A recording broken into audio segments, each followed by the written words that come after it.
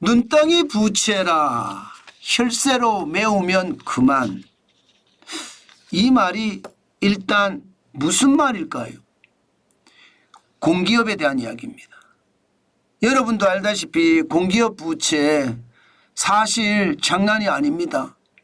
공기업 부채를 보면 야 이거 괜찮을까 이런 생각을 하게 됩니다. 보세요. 2023년 기준으로 327개 공공기관 부채를 종합해보면 709조 원입니다. 자본금 대비 부채 비율이 183%고요. 이게 민간기업 같으면 이미 끝장났습니다. 이렇게까지 안 놔둡니다. 6년 사이에 부채가 43.8%, 493조 2천억 원이 215조 8천억 원이 늘어서 709조가 됐다는 이야기거든요. 최악이죠. 그런데 더 놀라운 것은요. 공기업 부채가 이렇게 늘어나는데도 노사 간의 짬짬이가 엄청나게 일어나고 있다는 이야기입니다. 무슨 얘기냐고요? 여러분 이거 한번 보세요. 이거를 보시면 여러분들도 놀라실 거예요. 공기업 노조 전임자 현황입니다. 327개 공공기관에 대한 건데 근로시간 면제자가 1219명이나 됩니다. 쉽게 말하면 일 안 하고 월급 받는 사람이 이렇게 많다는 거예요. 노조 일만 하는 거예요. 저는 이게 이해가 솔직히 잘 안 되거든요. 아니 노조라는 것은 조합비를 받아서 운영하는 게 기본이잖아요. 그런데 회사에서 돈 받아서 운영한다는 거 이게 말이 됩니까? 저는 그게 말이 안 된다고 생각을 해요. 예, 기본적으로 회사에서 월급이라는 걸 받잖아요. 노조 전임자가 되면 회사에서 받는 것은 저는 말이 안 된다고 생각하는데 회사에서 노조 받는 사람들이 굉장히 많습니다. 실질적으로 풀타임은 594명이고요. 파트타임은 625명입니다. 이것을 풀타임으로 환산을 하면 여러분 848명이 되고요.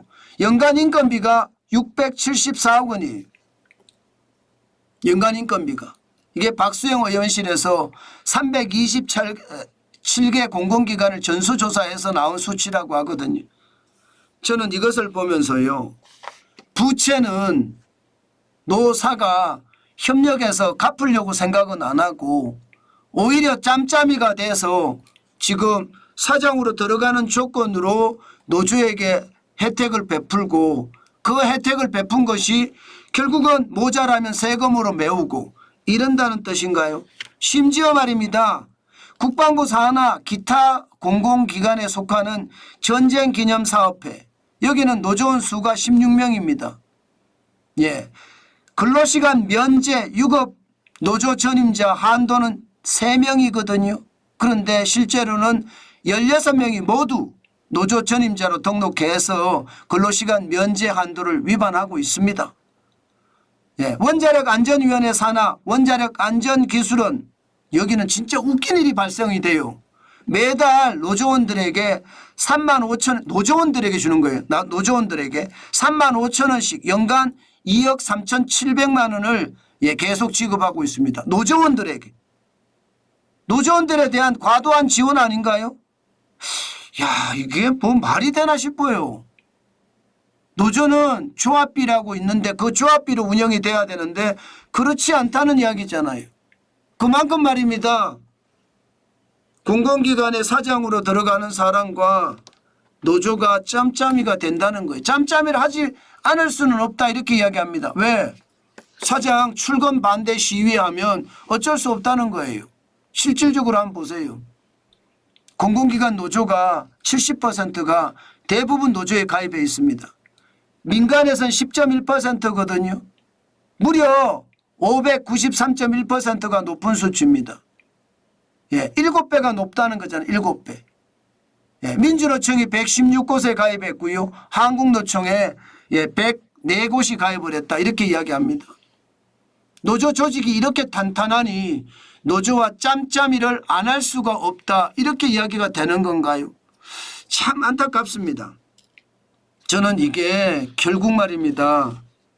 여러분들의 주머니를 결국은 다 튼다는 거예요.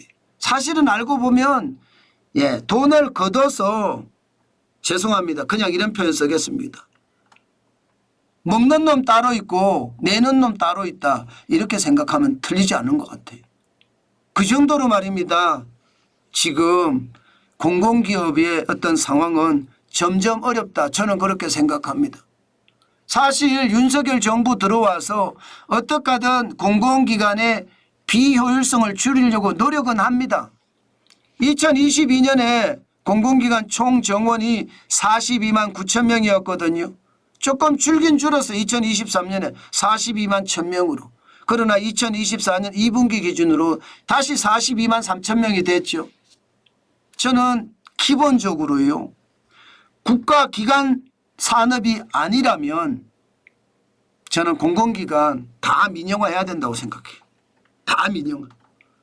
그래야지 이 자유민주주의와 시장경제 원리에 맞아요. 지금처럼 계속해서 말입니다. 정부가 뒷돈을 대준다. 또 정치인을 낙하산으로 내려보낸다. 이것은 아니라고 보는 거죠. 공공기업의 효율성, 공공기업의 개혁 당연히 필요한 이유입니다. 여러분 생각을 해보세요. 여러분들도 아마 느끼실 거예요. 공공기관 부채가 183%예요. 부채가 183%인데 이거 계속 놔두고 본다고요? 눈덩이 부채라는 말이 틀리는 말이 아니잖아요. 이게 부족하면 결국은 혈세로 메운다는 뜻인가요? 노조에게는 펑펑 써면서 국민들에게 고통을 준다는 뜻이잖아요.